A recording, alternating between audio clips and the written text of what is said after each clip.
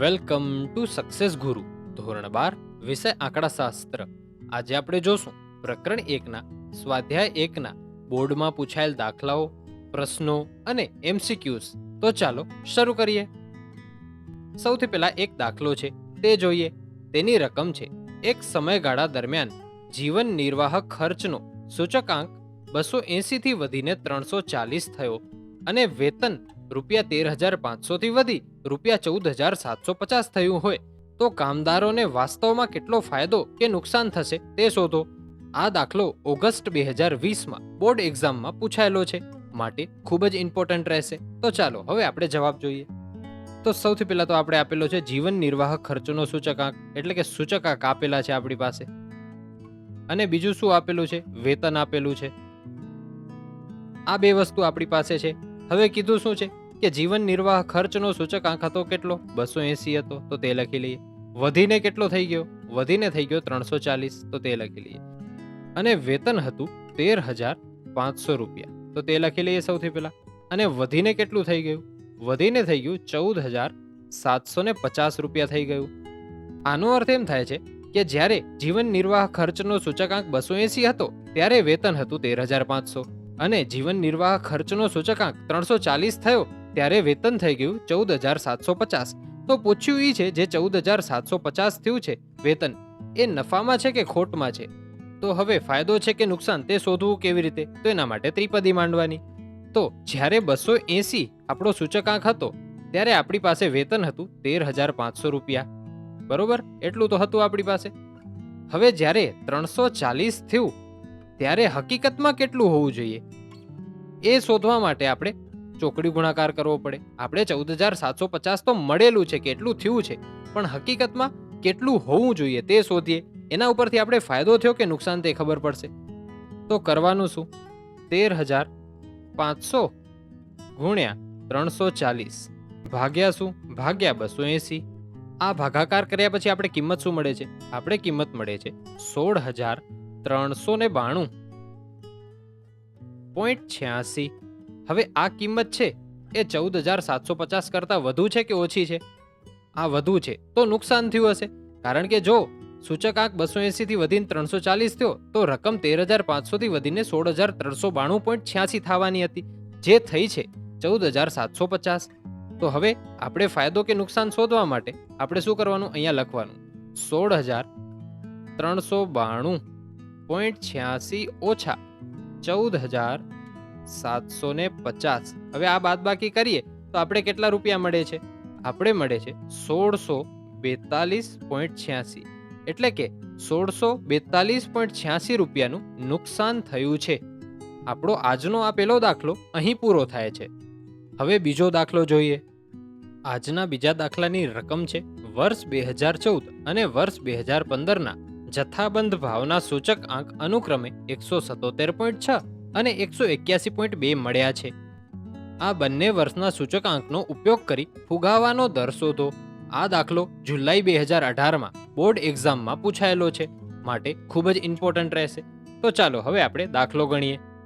આપણે આમાં શોધવાનું શું કીધું છે? ફુગાવાનો દર શોધવાનું કીધું છે. તો સૌથી પહેલા તો તેનું સૂત્ર આવડવું જોઈએ. તો તેનું સૂત્ર છે ચાલુ વર્ષના જથ્થાબંધ ભાવનો સૂચકાંક ઓછા અગાઉના વર્ષનો જથ્થાબંધ ભાવનો સૂચકાંક ભાગ્યા અગાઉના વર્ષનો જથ્થાબંધ ભાવનો સૂચકાંક ગુણ્યા 100. આ એનું સૂત્ર છે.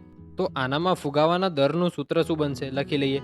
2015નો સૂચકાંક ઓછા 2014નો સૂચકાંક ભાગ્યા 2014નો સૂચકાંક ગુણ્યા 100. આ આપણું સૂત્ર બનશે.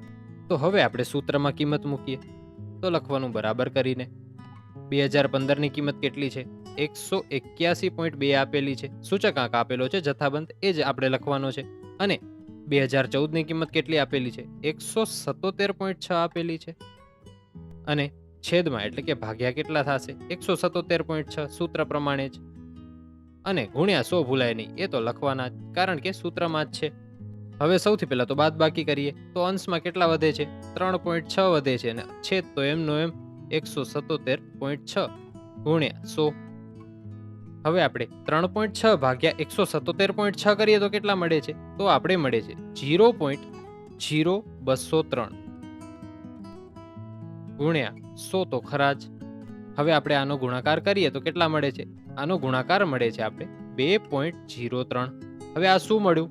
ટકા મળ્યા. શું કામ? કારણ કે આપણે ફુગાવાનો દર શોધતા હતા. દર હંમેશા ટકામાં હોય, તો આપણો આનો જવાબ થશે 2.03%. આપણો આજનો બીજો દાખલો પણ અહીં પૂરો થાય છે. હવે આપણે બોર્ડમાં પૂછાયેલા MCQs જોઈએ. હવે આપણે જે વિકલ્પ અને પ્રશ્નો જોવા જઈ રહ્યા છીએ તે બોર્ડ એક્ઝામ્સમાં ક્યારેક ને ક્યારેક પૂછાયેલા છે, કાં તો એકવાર કાં તો 2 વાર અથવા એનાથી પણ વધુ વાર. તો આ ખૂબ જ ઇમ્પોર્ટન્ટ રહેશે. તો ચાલો હવે આપણે સૌથી પહેલા આ વિકલ્પ જોઈએ.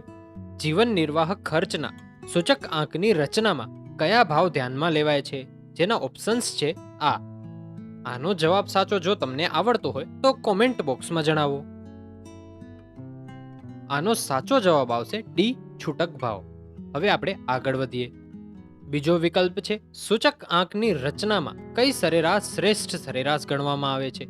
એનો જવાબ પણ જો તમે જાણતા હો તો કોમેન્ટ બોક્સમાં જણાવો. આનો સાચો જવાબ આવશે ડી, એટલે કે ગુણોત્તર મધ્યક. હવે આગળ વધીએ.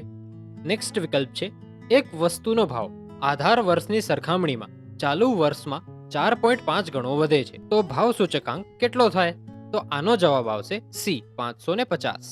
હવે આગળ વધીએ. જો આધાર વર્ષ 2015ના સાપેક્ષમાં વર્ષ 2016ના નાણાંની ખરીદ શક્તિ 0.75 હોય તો વર્ષ 2016 માટે ભાવનું સૂચકાંક કેટલો હોય? જો તમને આનો જવાબ આવડતો હોય તો કોમેન્ટ બોક્સમાં જણાવો. આનો જવાબ આવશે સી, 133.33. હવે આગળ વધીએ. નેક્સ્ટ વિકલ્પ છે જો IP બરાબર IF હોય તો નીચેના પૈકી કયું વિધાન સાચું છે? જો IP બરાબર IF હોય તો સી વિધાન, એટલે કે IF બરાબર IP બરાબર IL હોય, એટલે કે સી આપણો સાચો જવાબ થશે. હવે આપણે આગળ વધીએ. તો આપણા વિકલ્પ પૂરા થઈ ગયા છે. હવે આવે છે નાના પ્રશ્નો, એટલે કે એક વાક્યમાં જવાબ આપો. એનામાં પહેલો પ્રશ્ન પૂછાણો તો આધાર વર્ષ એટલે શું? તો લખવાનું જ્યારે કોઈ વસ્તુના ભાવમાં થતા ફેરફારને ભૂતકાળના કોઈ ચોક્કસ વર્ષના એક જ વસ્તુના ભાવ સાથે સરખાવવામાં આવે છે ત્યારે તે નિશ્ચિત વર્ષને આધાર વર્ષ કહેવામાં આવે છે. હવે આપણે નેક્સ્ટ પ્રશ્ન જોઈએ. નેક્સ્ટ પ્રશ્ન પૂછાયેલો છે સૂચક આંકની વ્યાખ્યા આપો. તો લખવાનું સૂચક આંક એટલે કોઈ પણ ચલની કિંમતમાં કોઈ નિશ્ચિત સમયની તે ચલની કિંમતના સાપેક્ષમાં થતો ટકાવારી ફેરફાર એટલે સૂચક આંક. હવે નેક્સ્ટ પ્રશ્ન તરફ આગળ વધીએ. નેક્સ્ટ પ્રશ્ન છે સૂચક આંકના અગત્યના મૂળભૂત પરીક્ષણોના નામ આપો. તો આપણે નામ જોઈએ. સમય વિપર્યાસ પરીક્ષણ અને બીજું છે પદ વિપર્યાસ પરીક્ષણ. આ બે નામ આ જવાબમાં આવશે. હવે આપણે નેક્સ્ટ પ્રશ્ન જોઈએ. તેલના ભાવનો સૂચકાંક ₹500 છે. આ વિધાન ખરું છે કે ખોટું તે જણાવી જો ખોટું હોય તો સુધારીને ફરીથી લખો. હવે આ વિધાન તો ખોટું છે.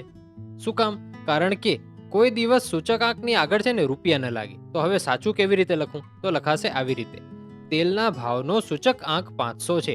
500 ની આગળથી રૂપિયાનો સિમ્બોલ અથવા પાછળ રૂપિયા લખાય નહીં, એટલે આવી રીતે લખાશે. સૂચકાંકમાં કોઈ દિવસ રૂપિયા હશે નહીં, એ યાદ રાખવું.